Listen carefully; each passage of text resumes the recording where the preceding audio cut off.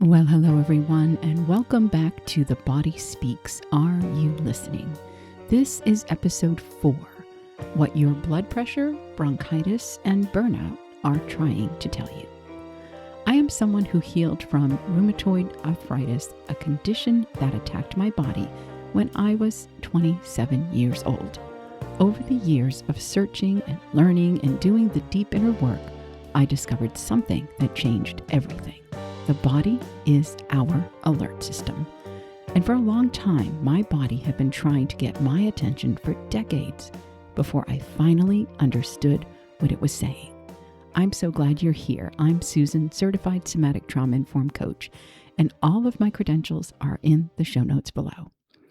Last episode, we spent time talking about arthritis, asthma, and back pain.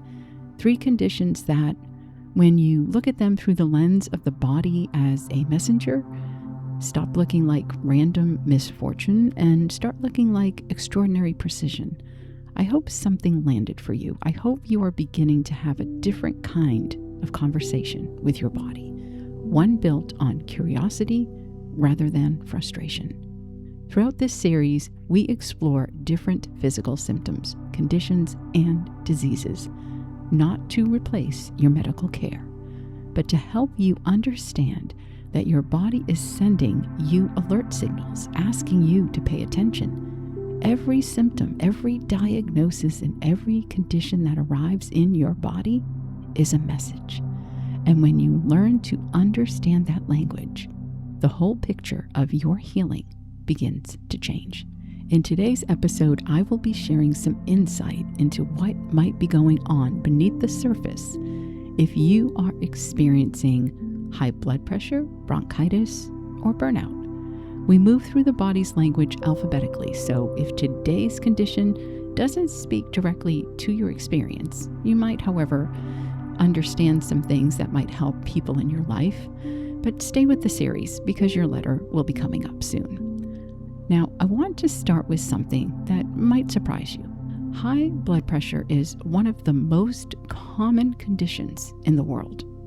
Millions of people manage it with medication. They monitor it at home and carry it quietly as a background fact of their lives. And the vast majority of them have been told it is about things like salt intake or weight or genetics or age. What they are rarely told is what I want to tell you today. High blood pressure is what the body does with pressure it cannot release any other way. It is what happens when the feelings that needed to move outward, feelings like anger, resentment, frustration, grief, have been held inward for so long that the body begins to carry the pressure itself, literally, in the blood, in the vessels, in the relentless, measurable, undeniable physical force of a system that is working too hard to contain what was never meant to be contained. Think about that for a moment. The blood pressure cuff measures the pressure in your circulatory system, and the circulatory system is governed by the heart. And the heart is where we carry everything we could not speak, could not release, could not allow ourselves to feel completely. I think about people I've worked with who carry high blood pressure. So many of them are the ones who keep everything running, the ones everyone calls, the ones who handle it all quietly, competently, without complaint. You know, the caretakers, the peacekeepers, the people who have spent years absorbing other people's storms while appearing completely calm on the outside. The body does not distinguish between pressure you felt and pressure you suppressed. It only knows what it is holding. And what has been suppressed for long enough becomes something the body has to manage on your behalf. In IFS terms, high blood pressure often speaks for the manager who has been overworking for years without acknowledgement. The part that handles everything, carries everything, stays calm through everything, because somewhere along the way it learned that expressing what it actually felt was not safe or not acceptable or simply not possible given the circumstances, that manager has been running at high pressure for a very long time. And the body is finally telling you the gauge is reading too high. The resentment thread is significant here. Resentment is what happens to anger that has nowhere to go.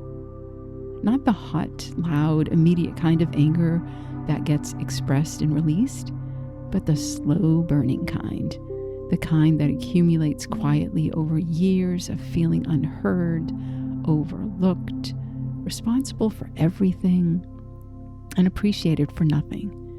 That kind of anger does not make noise. It makes pressure. So the question worth sitting with is, what have you been holding under pressure that your body is now carrying for you? Now let's talk about the chakra connection. High blood pressure maps most clearly onto two energy centers. The heart chakra, which is the center of the chest. The heart chakra governs love and compassion and emotional balance.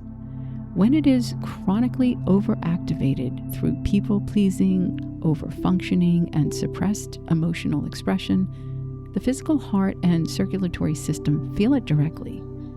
The research confirms what energy medicine has always known. Suppressed anger, unresolved emotional tension, and the habit of carrying everyone else's weight while neglecting your own are among the most consistent emotional roots of hypertension.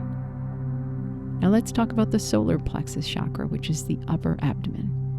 That's our personal power center. When we have spent years feeling responsible for everyone's well-being, managing outcomes we cannot fully control, and staying hypervigilant to prevent the next crisis, the solar plexus becomes depleted. The need to control, to stay ahead of every possible problem, to never fully relax, all of this registers as sustained internal pressure. So ask yourself honestly, where in your life the pressure has been building quietly? Where are you holding tension that has never been allowed to voice? Now, learning to feel and express emotions as they arise rather than managing them down is the most important work here. Magnesium supports the nervous system and vascular health. Hibiscus tea has genuine research behind it for blood pressure support. And the somatic practice of conscious extended exhaling, making the out-breath twice as long as the in-breath, directly activates the parasympathetic nervous system and begins to lower the body's internal pressure reading in real time. Now let's talk about bronchitis in those who deal with having bronchitis frequently.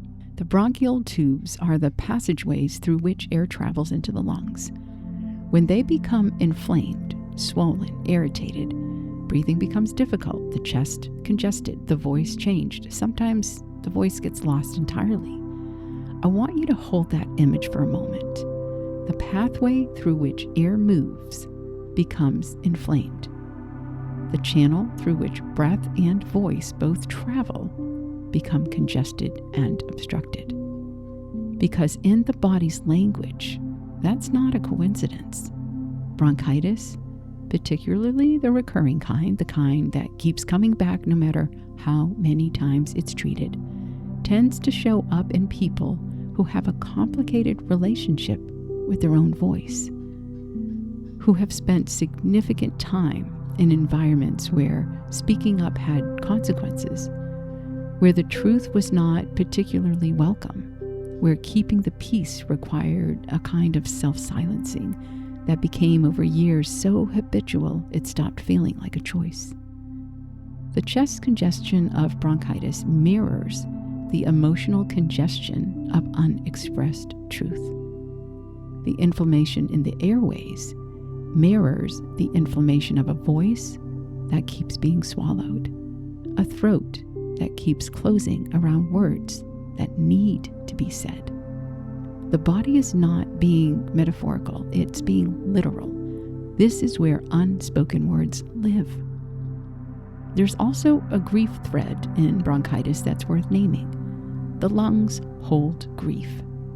We have known this across traditions, from Chinese medicine to somatic therapy to the simple universal observation that grief lives in the chest, in the difficulty of breathing, in the way sorrow can feel like something physically pressing down from the inside.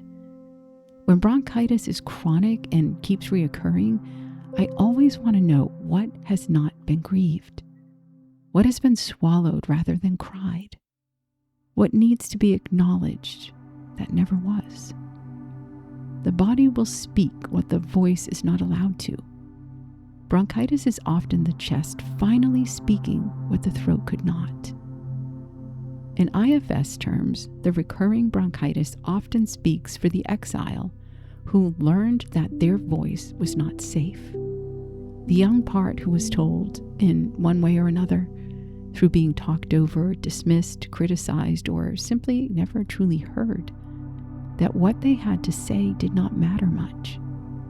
That part stopped trying to speak, and the body, loyal as it always is, took the suppression into the tissue. So the question with bronchitis is, what has your voice been waiting for permission to say? In Chakras, bronchitis involves two energy centers in particular. The throat chakra, which is the center of authentic expression, communication, and speaking your truth. When the throat chakra has been chronically suppressed through years of keeping the peace, swallowing words, making yourself smaller to avoid conflict, the physical throat and airways can become the place where that suppression lives in the body. Inflammation here is the body's way of drawing attention to a channel that has been blocked for too long. And it also affects the heart chakra, where there's grief, unprocessed sadness, and love that has been given without being received all accumulate in the heart chakra and the lungs it governs. Recurring chest congestion often carries the weight of what has never been allowed to be fully felt and fully released. So maybe you could place one hand on your throat and one on your chest and breathe gently into both with a longer exhale and ask with genuine curiosity, what are you holding here that needs to move? For support, you could do warm liquids and steam. There's different teas that have centuries of traditional use for respiratory support that can help clear what has accumulated. Eucalyptus oil, diffused or inhaled in steam, supports the airways directly. And the practice of speaking, even privately, what has been held. You can look in the mirror and speak out loud what you need to say, what you've been wanting to say, and just use that privately to allow your voice to learn how to express. Journaling, speaking out loud in an empty room, bringing in a conversation you've been postponing, can all begin to shift what the airways have been holding. Now let's talk about burnout.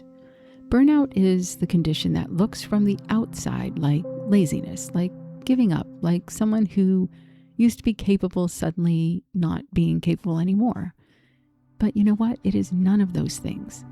Burnout is what happens at the end of a very long road of giving more than was sustainable, of performing at a level that required overriding your own signals, the fatigue, the resentment, the creeping sense that you have lost track of who you are beneath the role for long enough that the system finally stops cooperating.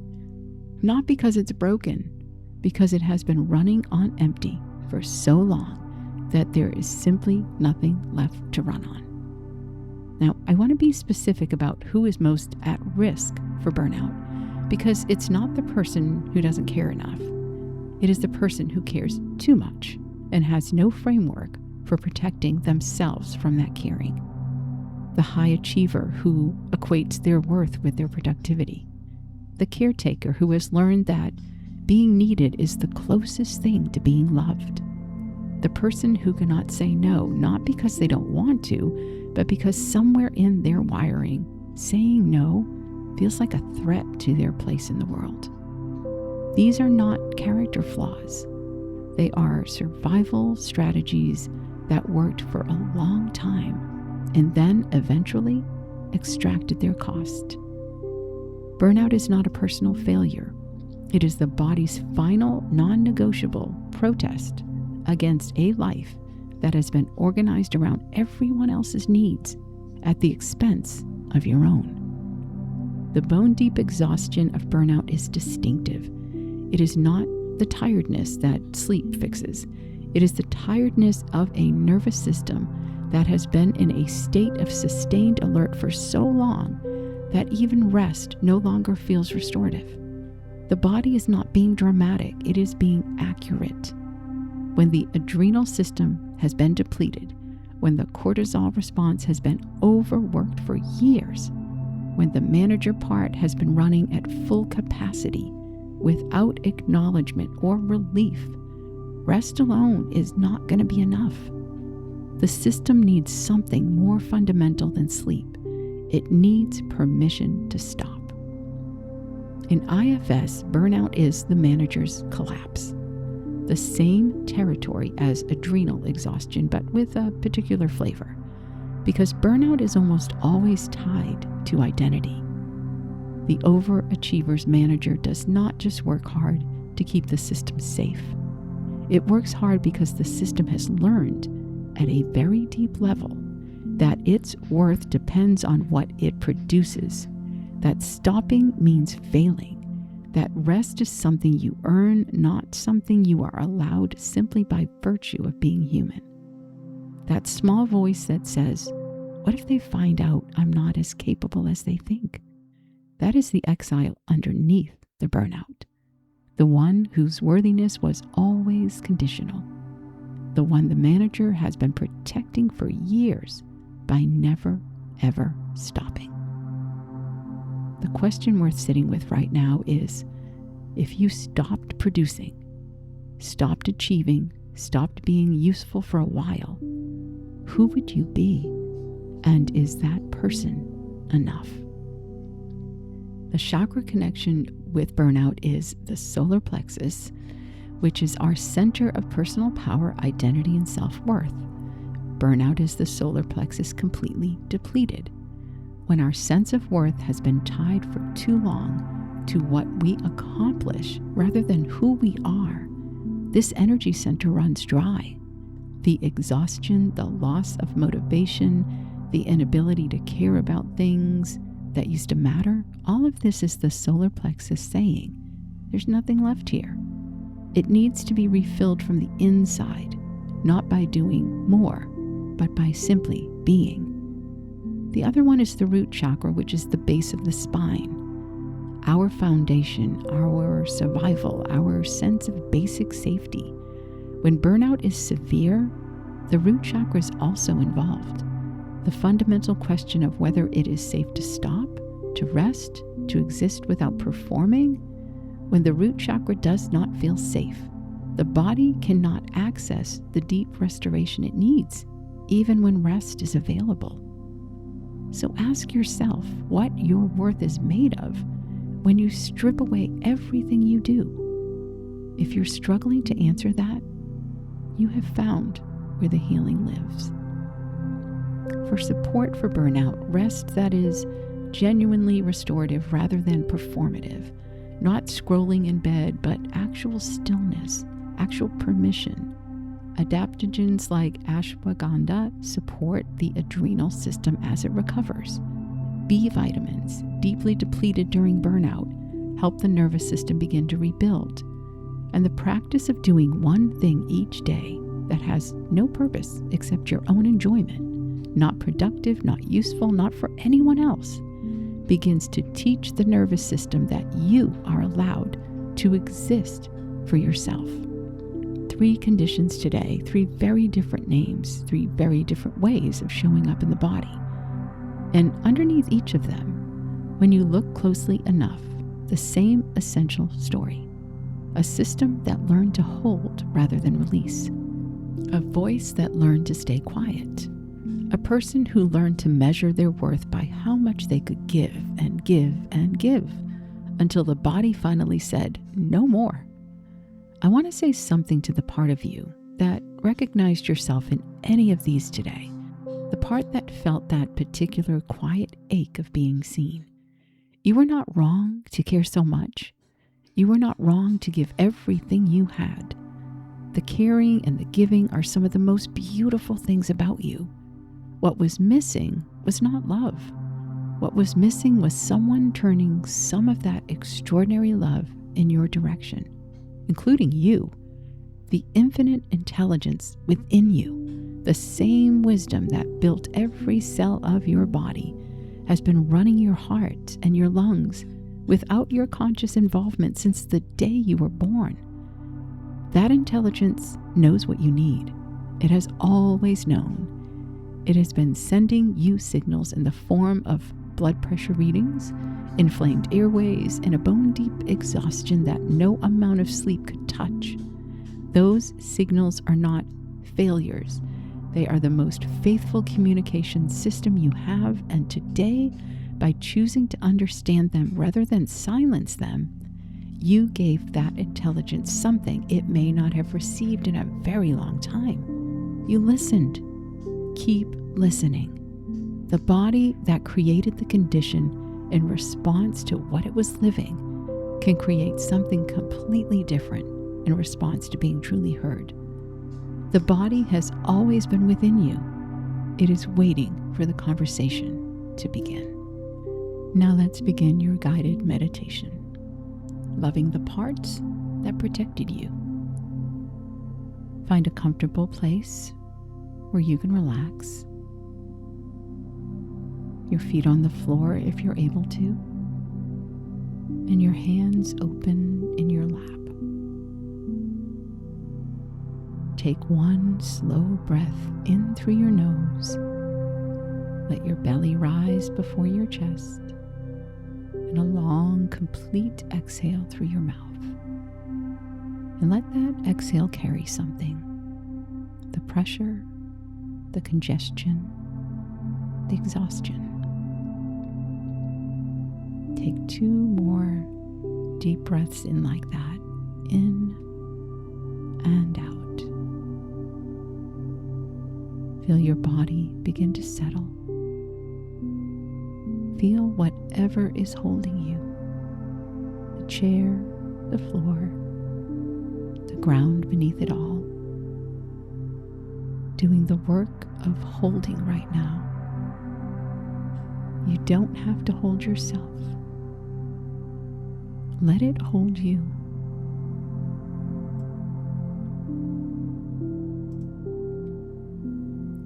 Bring your awareness slowly through your body, not to fix anything, simply just notice with the gentle curiosity that you can offer. Notice where there is pressure,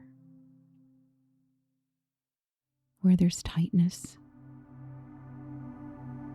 where there is something that's been working really hard.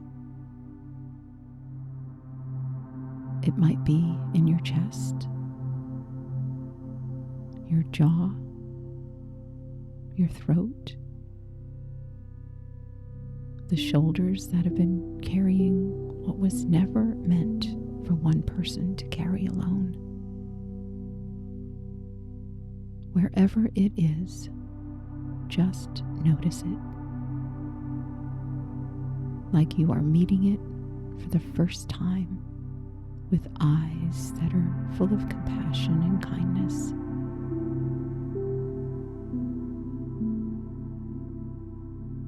Perhaps you can place your hand there,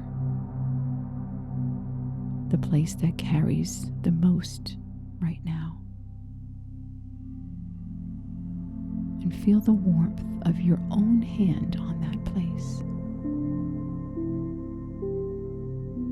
And as you breathe, let that warmth travel inward, not as heat, but as acknowledgement. as the simple, powerful message, I see you. I know you have been here a long time. I know how hard you've been working. Now I want to invite you to speak to this part of your body, the part that's been holding the pressure, the part whose voice has been waiting for permission,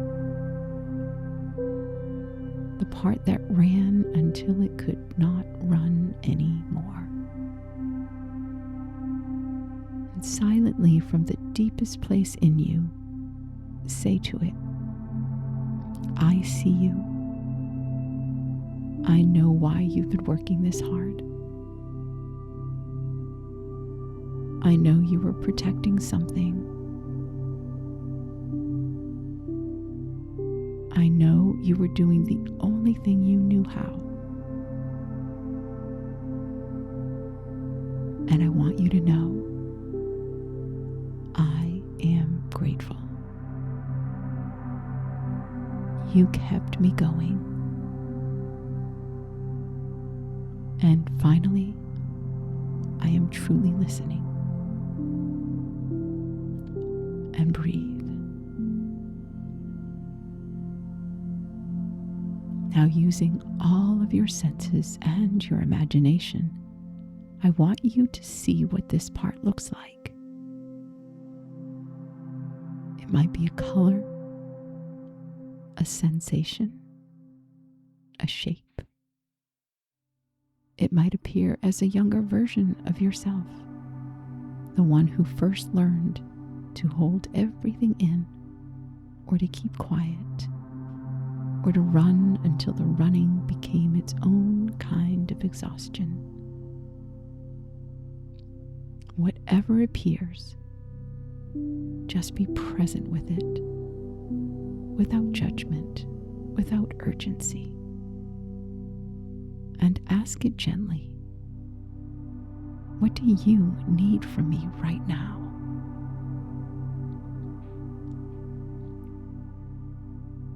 Listen not with your mind, listen with your body.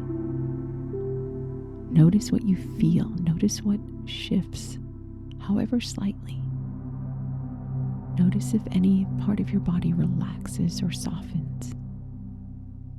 What wants to be heard?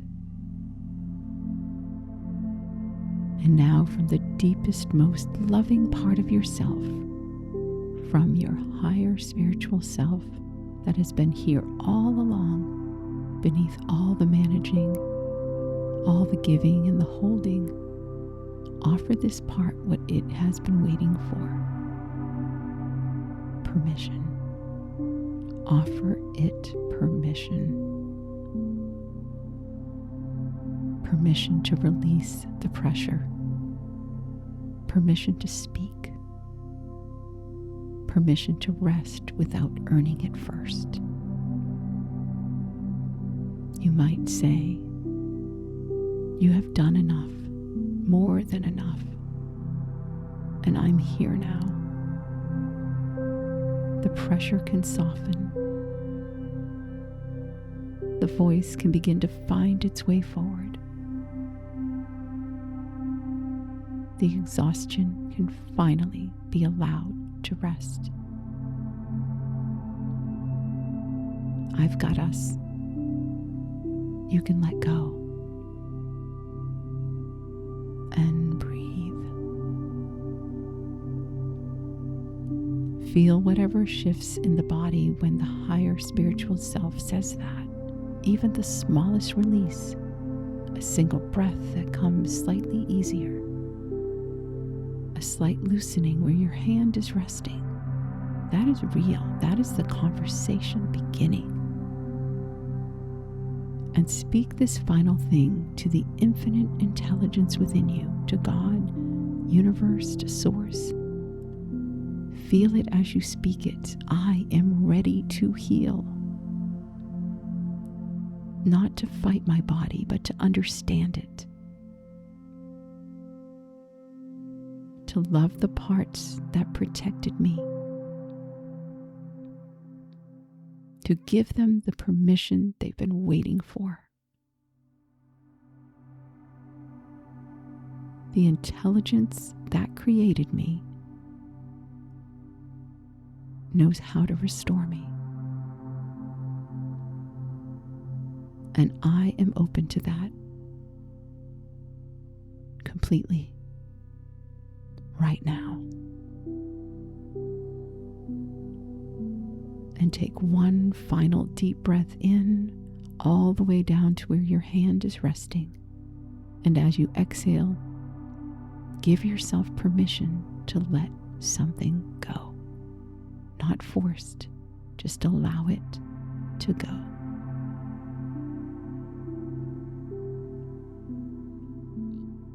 And when you're ready, you can gently begin to come back to the present time, back into your body, back into the room you're in. And when you feel comfortable, you can gently and slowly open your eyes. Today we talked about 3 conditions, 3 messages, 3 invitations from a body that's been working extraordinarily hard on your behalf. Blood pressure, bronchitis, and burnout. Each one a faithful protector, carrying something that deserved to be heard rather than medicated into silence. Next episode, we continue the alphabet into the C's. Cancer, chronic fatigue, and circulation. 3 more conditions that, when you understand the emotional root beneath them, will never look random again. You can find me here every week, offering you a safe place to land, along with Soul Whispers coming home to you every Sunday. If today connected dots you've been trying to connect for years, if something in you said yes when we named what your body might be carrying, this work goes so much deeper in one-to-one sessions. I offer private sessions combining somatic coaching, parts work, EFT tapping, Reiki, and personalized guided meditations and healing.